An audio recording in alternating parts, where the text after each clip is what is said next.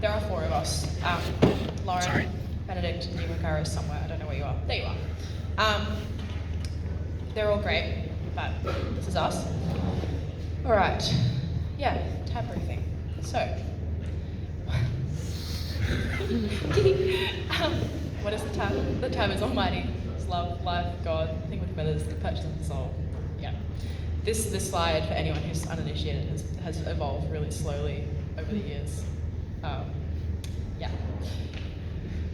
But actually, the tab is, sorry Rob, tab is your key to this tournament. It's the site where you can find all the draws, the motions, the standing participant lists, all that jazz. That is the basic URL, so if you, I don't know man, like if for some reason you can't find the 2 emails that I've sent you with your private URL, and you want to have a squiz, or you want to send this to someone who's trying to tab stalk, that's the link you want to send them.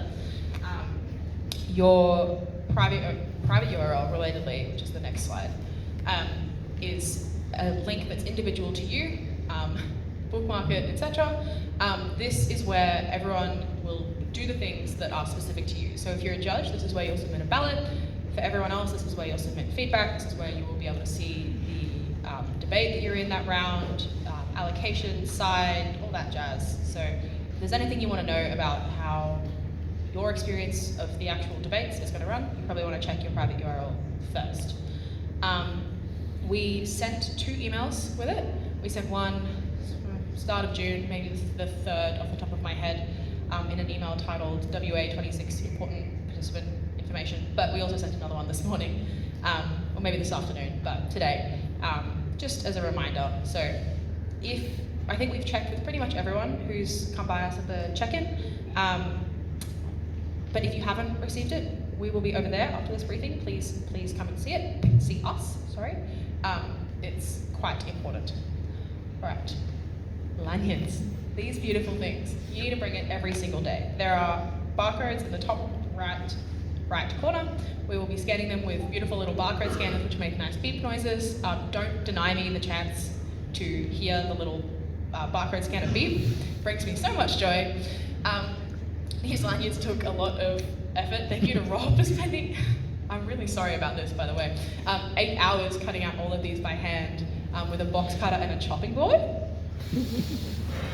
Bit of a rogue choice, mate, I won't lie. But they were all handcrafted with love. I had to learn how barcode fonts and Google Slides importers work to make these work as well, so appreciate the mental strain that it took for me to look at lines of code. Not particularly happy about that as an art student. But yeah, please don't lose it. Don't make Rob print it again, cut it out again. Oh, actually, he's not going to do that. Like, you're just going to be cooked. It's going to be really annoying for you to do anything or get anywhere. You probably won't be able to get drinks, socials, maybe you won't get food, like Rob said. You need your lanyard. Check-in's going to be a pain. Just don't do it. You'll need it.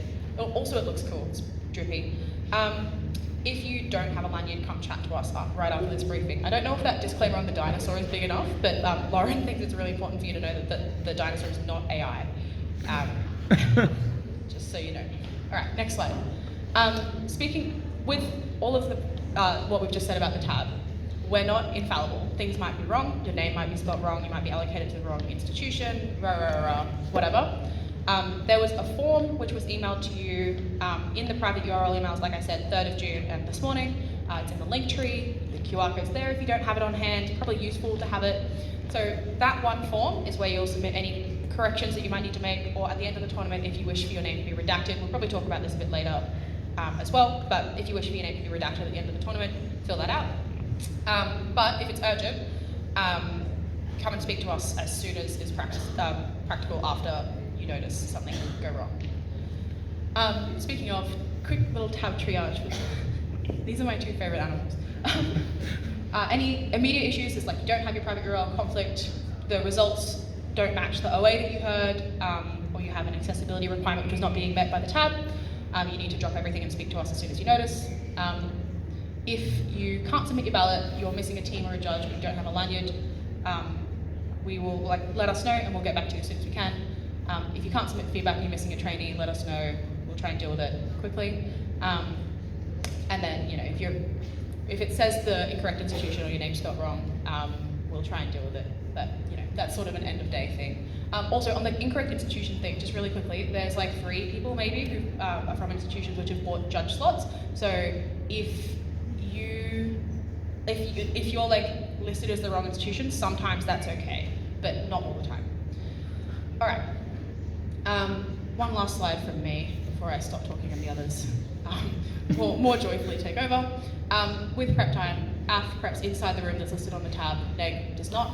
Sort yourselves out. You've got 30 minutes prep, judges arrive then. Your chair, this is to chairs, bring a paper ballot. I will not be giving it to you. I will not be walking. You will come and get it from me and you will take it with you. They are color-coded for the round. Don't try and steal a whole bunch at the start of the day and take them. I know what you did. The colors are beautiful. They've been handpicked. Don't deny me the colors, all right? Like, just chair, your job is to take a paper ballot at the start of every round. Yeah, not delivering it to you. All right, ballots. Speaking of, Lauren. Hi guys. So this is just basically how ballots work. Firstly, prior to the debate, you'll pick up the paper ballot from us in the briefing room, and then you go to the debate. Once the debate concludes, within 15 minutes, you will deliberate. You will submit your e-ballot through TabbyCat.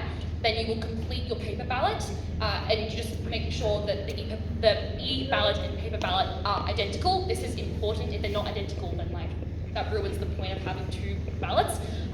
Please bring the paper ballot to the tab room. We will point out where the tab room is later in the briefing. And then after you've done all of that, you will complete your OA, and then you will submit feedback and those kinds of things. Oh, sorry. Just a bit more information about ballots. For in-rounds, Australs uses ballot voting, so that means that chairs and panellists submit ballots before discussing. Trainees do not have to submit ballots. Again, you have to do it on your paper ballot and online. And adjudicators, I guess, are allowed to have their phone on them. In case we call you for clarifications, please try and keep them identical as possible. I know sometimes you make mistakes, we're all human, whatever, but just make sure that you're checking your messages, your phone calls, because we might be interrupting if we have to clarify things. Now, just, I guess, what the ballots looks like. This is what your private URL will look like. It will have a bunch of stuff at the top, and you just click the little button that says Submit Ballot for round 2. And then this is kind of what the ballot looks like. First, you'll put in the motion, and then you will put in the vetoes. We'll leave that up there. Sorry, I'm very proud. And then you will, this is just, if there are in-person speeches. If there are in-person speeches, you will click the little thing that says no speaker spoke twice, and you'll just click a speaker spoke twice, and you'll just click, I think I've actually got the policy briefing, but you'll click, the score of the person who spoke twice, their lowest, you'll click that as a duplicate, their lowest scoring speech. This is what the actual ballot looks like. First, you'll put in everyone's names. I'm just really proud of this. And then you'll put in their speaker scores. And then just check the margin down the bottom and the win and the loss. Make sure that adds up to what you believe the debate to have looked like. I did quite well in that debate, as you can see. And then you will click the big green button that says submit ballot, please. That's really important. We don't get the ballot unless you don't click that big green button. But yeah, that's it. Hi guys, my bad. I forgot that Australs is ballot judging. Whoopsies. So in regards to the chair collecting the paper ballot, the chair is responsible for collecting paper ballots for every voting judge. So say you're in a room with say you've got 2 panelists, you as the chair for that room will pick up 3 ballots and you will distribute them to your panelists. If, say, you're in a room with your chair with one panelist and 1 trainee, you will take 2 ballots because the trainee is not a voting judge. Capish? Sweet.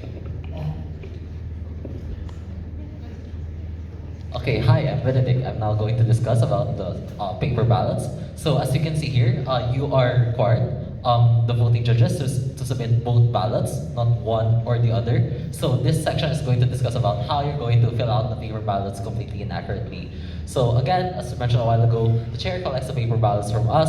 You must have neat handwriting. Later on, we're going to point out some very specific examples of bad handwriting. So again, please don't do that.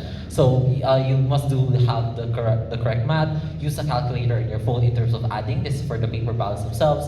And the tab room is, okay, I'm not sure if I'm supposed to do this, room 67203. So again, in terms of this, there's no designated runner per room, so please make your either your panelist or trainee run the ballot to the tab room while you're doing the oral adjudication. However, if you're a solo chair, you're not accepted from this.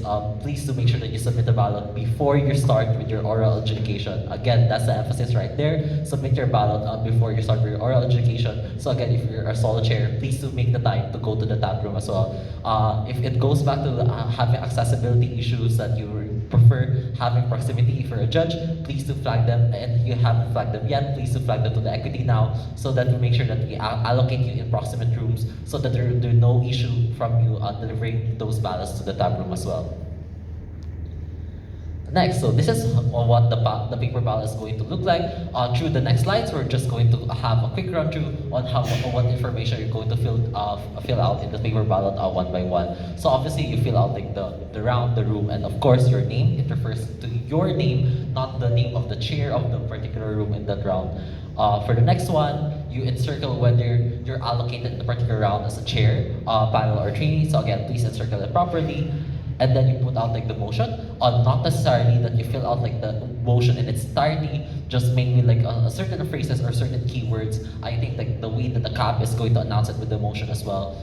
You can point it out with your keywords as well. And then please don't forget to encircle which motion was it across around as well. Same goes for the affirmative and negative. You please do point out like in the particular keyword as well on what was the particular motion that was vetoed and then you get to encircle what was the motion veto for both affirmative and negative. And next, here's the very important part. Of course, you get to fill out the name and the scores for the first, second, and third speakers, and same goes for the prize. I think that what needs to be highlighted here is, as you can see, there's a very small portion. I think it's not visible to everyone, so I'm just going to point it out.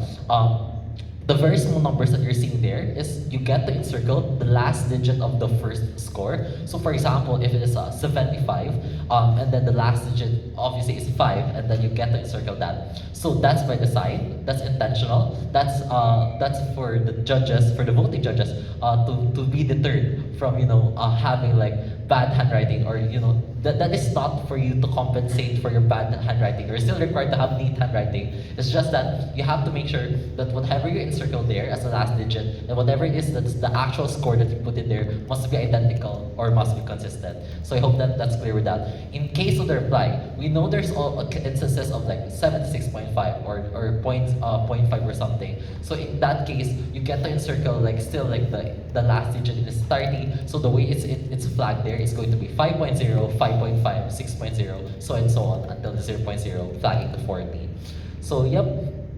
Lastly, for the affirmative, like total points, again, please do use like a calculator to do so. The way that it works is that once you submit a paper ballot, it should be like consistent with the one that you submitted online as well. And lastly, you highlight like which team won the debate. I'm not sure how it works in the online ballot, but if there's a winner, a separate like winner selection in the online ballot, then the same goes for paper ballots as well. And then lastly, you highlight whether it's affirmative or negative. So again, it's one way for you highlighting twice, since I think that in some of the pre-Australs comps that I've tabbed previously, there were some instances that were inconsistent like results. So it really asks you not once, but also like twice in terms of being able to determine who won the debate. Okay, great.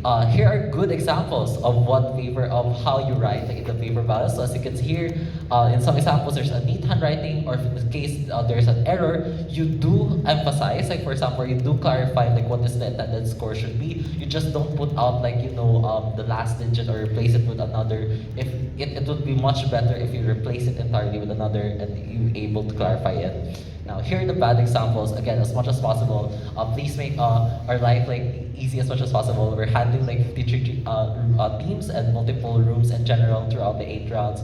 So again, here are some examples. There are no totals. They didn't bother like adding it at all. If you really find it like difficult because of the time constraints to do so, this is just exceptional cases, but if you don't have like time for the calculator already, you could just like copy whatever it is that you have with the online ballot, and then and this also like one way of ensuring that it's identical, but still we encourage you to do the adding of the scores yourself. So of course, while we're capable of basic math, without filling this out, we cannot stress enough if this matches your intended winner or the intended margin as well. Okay, this is also like a really, really bad example. So this is an example of a ballot where no scores were put in the first place. Again, like that's the whole point of having a ballot. So again, like please do make sure that you put like the scores in the first place. Just because you submitted like an online ballot doesn't excuse you from not putting scores in the paper ballot. So please do make sure that you have it in. So as you can see here, given that a lot of information is being recorded in the ballot, I think the best way to do it is that if you're a chair like assigned in the room in a particular round, please do make sure that this information can be filled out by the teams or the debaters themselves prior to the start of the round, so that you don't have difficulties filling out like both the online and paper ballot.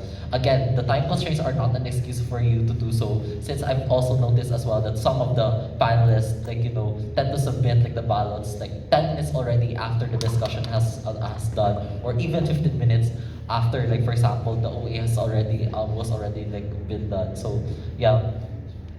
And again, we'll be going it back to Gemma for feedback, for even like a stronger emphasis on feedback. Yep, Gemma.